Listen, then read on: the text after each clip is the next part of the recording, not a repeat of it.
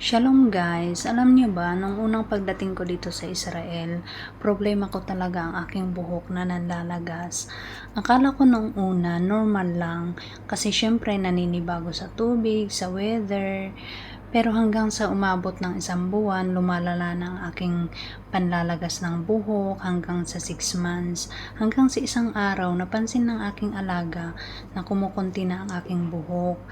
Tapos sabi niya, subukan ko daw itong rosemary, tapos ipakulo ko siya. Pakulo ko ng 20 minutes at palamigin at ilalagay ko sa aking spray bottle. Ito yung gagamitin ko.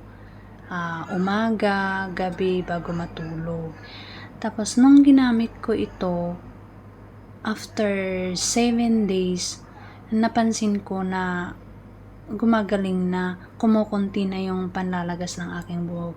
Tapos tinuloy-tuloy ko hanggang sa 2 months, 3 months, inaraw-arawin ko talaga yun. Tapos nung 3 months, bumabalik na yung normal na buhok ko, hindi na nanlalagas.